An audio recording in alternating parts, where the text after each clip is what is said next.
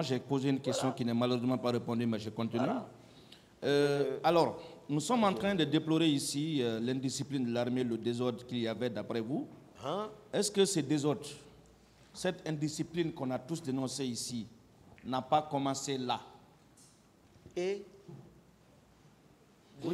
depuis oui, où vous, aide de camp, vous vous êtes permis de porter un grade de sous-lieutenant sur les épaules d'un élément de la sécurité présidentielle sans avoir obtenu au préalable l'avis du président de la République. Est-ce que c'est pas par là que le désordre a commencé au sein du régiment? Le président même disait, même à la radio, que personne ne peut contrôler l'armée. Avant même, ça c'est, voilà, tout le monde là, que personne ne pouvait contrôler l'armée. Ne m'accusez pas, voilà, c'est que, voilà, mon éducation ne me permet pas ça. D'accord, le tribunal appréciera. Au moment venu, nous allons exploiter ces réponses. Vous avez aussi déclaré ce propos, je veux savoir si vous le confirmez ou pas. J'ai dit à mon chauffeur, marque sur lui, Marcel. Heureusement que la population est intervenue. J'ai menacé de casser le bras de Marcel. Oui. Vous confirmez ce propos? Je confirme. Très bien. Est-ce que, normal, qu'un aide de camp tienne des propos de ce genre? Et moi, vous n'étiez pas présent là où nous étions. C'est pour cela que vous parlez ça. Je ne réponds pas à cette question. Nous, on parle de terrain. Le terrain commande le combattant. Ça, c'est jargon militaire. Je maintiens votre réponse. N'est-ce pas la preuve? N'est-ce pas la preuve que vous êtes un militaire modèle? Maître, posez les questions par rapport à sa PV. C'est une question bien précise. Ne me faites pas la morale. Si vous n'avez pas de réponse, répondez. Non. Vous êtes un militaire modèle, donc, c'est ça? Moderne? Oui, un modèle, une référence. Un modèle? Oui. Non. Très bien. Que cette réponse soit consignée au primitif. Est-ce que ces propos de ce genre, ces velléités, entraient dans vos prérogatives d'aide de camp du président Moussa Dadis Camara? D'être aide de camp? Vous aviez déclaré avoir ordonné à votre chauffeur de marcher sur Marcel. J'ai écouté ça. Vous aviez menacé de casser son bras. J'ai écouté ça. Alors moi j'ai envie de savoir si cela entrait dans vos prérogatives d'aide de camp. Mais dans vos attributions, dans vos missions. Moi j'ai expliqué ici, peut-être tout le monde a compris le contexte. Est-ce que ça faisait partie de vos attributions? L'attribution d'un aide de camp est bien précise. Moi je veux savoir. Ça ne fait pas partie de mes attributions. Très bien. Voilà. Très bien, une bonne réponse et je continue. Voilà. Vous savez, vous avez aussi déclaré ici que M. Mohamed Condé, alias Escobar, était le commandant du salon. Vous confirmez cette information? Oui. Alors vous, en tant qu'aide de camp, vous avez aussi déclaré ici, je le dis sous le contrôle du tribunal, que votre responsabilité se limitait seulement qu'au salon. Posez la question. Alors la question est de savoir si votre responsabilité allait au-delà du salon. L'aide de camp, c'est ce que j'ai répondu à cette question, ce qui est relative à mes prérogatives. J'ai plusieurs fois répondu ça, maître. Voilà. Maintenant, ce que je ne comprends pas, vous dites que je ne sais pas si le lieutenant ou capitaine Mohamed Condé alias Escobar était le commandant du salon. Et vous, à l'époque des faits, vous n'étiez que lieutenant. Mais comment se fait-il que le capitaine Marcel vous appelait commandant? Maître, je vous ai dit comment nous sommes venus au pouvoir, j'ai détaillé. Si vous ne voulez pas vous en tenir au contexte, comment le pouvoir a été préparé, comment on est venu au pouvoir.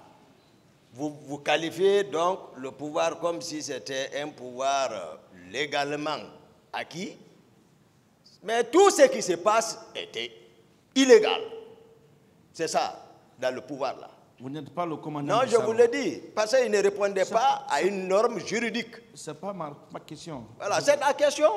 Non, Ne je me repose- dites pas- Monsieur le Président, Vous j'avais vous votre voyez, permission. vous voyez. Voilà, vous, voilà. Monsieur le Président, je repose ma question. Maintenant, Et je demandez veux- au capitaine Marcel pourquoi il m'appelait commandant. Pour le moment, c'est vous qui êtes à la barre. Il a répondu ici et je ne réponds pas. Pour le moment, c'est vous qui êtes là. Je repose ma question pour une Je dernière ne fois. réponds pas. C'est quand même curieux. Je vais poser même si vous ne répondez pas. Merci. Ouais. Merci. Vous n'êtes pas le commandant du salon. Vous n'êtes pas le commandant du régiment. Mais curieusement, c'est vous qu'on appelle commandant. Ça veut dire quoi? Marcel n'était pas mon adjoint, mais on l'appelle adjoint de Toumba. Ça n'engageait que c'est. Moi, je vous dis acte officiel que je disposais. Acte officiel, décret présidentiel, aide de camp. Il n'était pas J'ai votre défini adjoint. Il n'a qu'à présenter un acte. Il n'était pas votre adjoint, mais dans les procès-verbaux, vous dites qu'il était. J'ai dit, Est-ce que vous J'ai répondu. confirmez, est-ce que vous confirmez ici que les événements du 3 décembre 2009 étaient la conséquence de ceux du 28 septembre de la même année? mais Je confirme ou je ne confirme pas. C'est très simple. je confirme, Très je bien. l'ai dit ici. C'est bon. Et j'ai constaté dans votre narration des faits, peut-être que vous allez me corriger, que c'est sans remords, avec fierté, que vous avez exécuté Makambo et tenté d'attenter à la vie du président Moussa Dadis Camara. Est-ce que je me trompe? Je l'ai dit ici. Est-ce que je me trompe? J'ai dit, je l'ai dit ici. Est-ce que je me trompe? Il dit qu'il l'a dit. D'accord. Où est le problème? N'est-ce pas ce que vous aviez fait le 28 septembre 2009? Hein? N'est-ce pas ce que vous aviez fait le 28 septembre 2009 sur des nombreux manifestants qui s'étaient mobilisés au stade du même nom? Non, non, non. N'est-ce pas là la traduction d'une haine et l'expression d'une vengeance contre le président Moussa Dadis Camara? Non, maître. Pensez-vous que ce tribunal doit vous croire au regard de tout ce que vous venez de révéler ici D'accord. sur votre personnalité et votre état d'âme avant et après le 28 septembre 2009? Ok. Maintenant, je vais vous expliquer. Pensez-vous que le tribunal doit vous croire? C'est très simple, c'est des Je questions. vais vous expliquer, puisque c'est un prolongement de Koundara. Hier, ça a Je veux été pas qu'on même la revienne sur- question. Est-ce que vous pensez que ce tribunal va vous croire? Oui. Pourquoi le tribunal doit vous croire? Merci. Je vais expliquer. Hier, on m'a même. J'ai dit au maître qui avait la parole sur une question relative à Koundara. Sur pourquoi j'ai libéré, pourquoi 2 personnes, pourquoi, je vais expliquer. Monsieur le Président, ce n'est pas... Non, c'est Vous la avez dit question. pourquoi. Et pourquoi, c'est des explications. Voilà. Bon, Maître. je m'en remets à votre tribunal. Voilà. Donc, voilà. On est tous d'accord que depuis les événements, comme je l'ai expliqué, il était question de se protéger et vendre certains.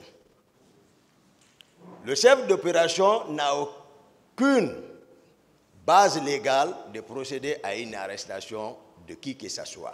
Et de surcroît, le traduire ou pas à une structure extrajudiciaire. Vers une structure extrajudiciaire. Il y en a qui sont passés ici, dénoncés PM3 à l'époque comme un endroit de torture. Il y en a qui se sont plaints ici. Le chef d'opération prend 2 personnes, supposées dans le cas du 28 septembre, les conduit dans une structure extrajudiciaire au PM3, dont les autorités de là-bas étaient ancrées dans le système du président Dadis.